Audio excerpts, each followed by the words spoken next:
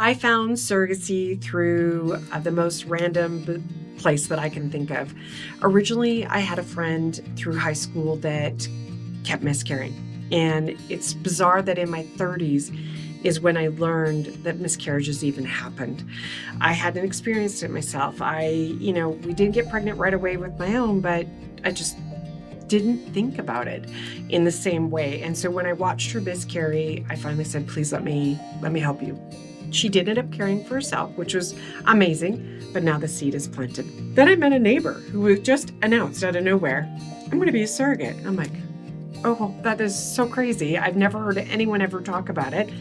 I want to be a surrogate. So the two of us, we did a lot of research in trying to find stuff on the web. We got picked up by an agency who was like, hey, I'll give you information. We're like, amazing. We got sent profiles. That was probably the hardest part, was deciding who I was going to help, because it meant saying no to everybody else. So I picked this couple that aligned with me. She was a teacher, he was a farmer. So I emailed them. I'm like, hey, I got them on the phone. I'm like, guess what? I'm going to be your surrogate. And they couldn't believe it. So I meet my intended parents for the first time. And my intended father, Warwick, was like, if you don't want to meet face to face, it's okay. I'll just sit across the room and just wave and say hi. And I'm like, my friend, if I'm going to get naked in front of you, we need to meet. So we met. Ice broken.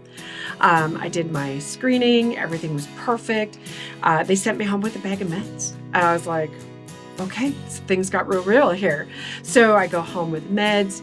And the very first time, I'm sure the nurses told me, but I wasn't paying attention. I was too excited. I open it up, there's needles. Like, what the heck? So there I am with my butt hanging out over the edge of the couch. My husband was like, hey, stay still. And I kept crawling away from him, screaming. And he's like, stay still. So we go to transfer. We're having, I get my first betas 2 weeks later.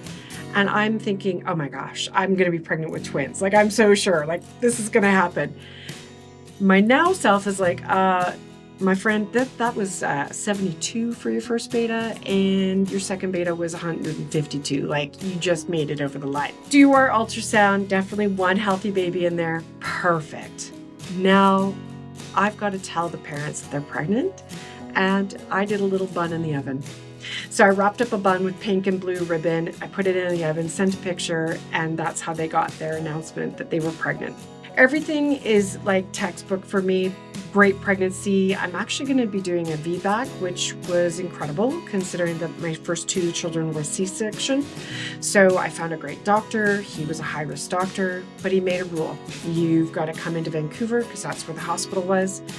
We're going to do a capped IV, and you just had to stay nearby. The minute you feel a contraction, come in. So we do. I really wanted to be one of those medicated women that were like, I think I'm having a contraction. And no, I did not. Super natural labor. They got to have that moment of announcing their child to me, and it was a girl. We kept that a surprise, and so her name ended up being Isabelle. And they got to have that moment. And when I saw them with the sweat and the tears and the ugly cry, it was the most powerful, magical moment because I knew I did it. Now they got to hold their baby, do their skin to skin, and we did our visits. And when they went home, it was them that I cried for.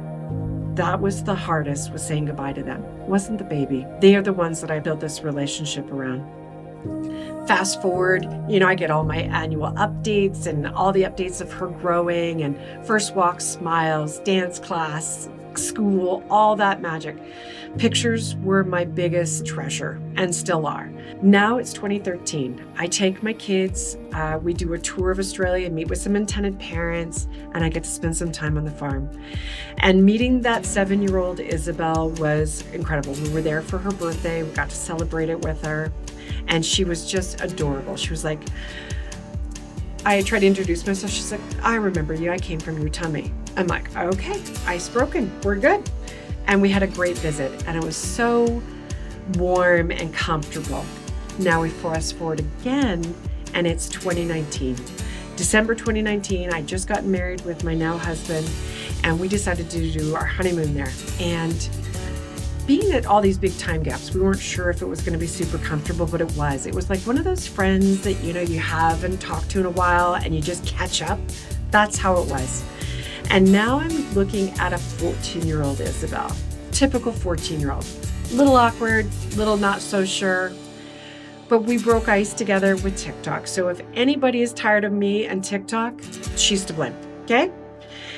Now we start to realize that she is going to be going to graduate soon. So we start making plans to come back. Now it's October 2024, and we flew in and we got to spend some time on the farm with them, go to her graduation, and watch her walk across that stage. How incredible. I spent a lot of time watching Lindsay because this was her moment. She was mom. She's the one that did everything. She's the one that wiped her tears, tied her shoes, took her to dance, took her to all her appointments. She's mom. And I got to see that pride and joy, and I still got the ripple effect of knowing that I created that I got to be a part of that magic. I didn't just create parents, I created aunts and uncles and cousins and little sisters, and it was just such a big ripple effect. That drop that I did in that moment of saying yes became ripples that I didn't really fully understand until I saw them.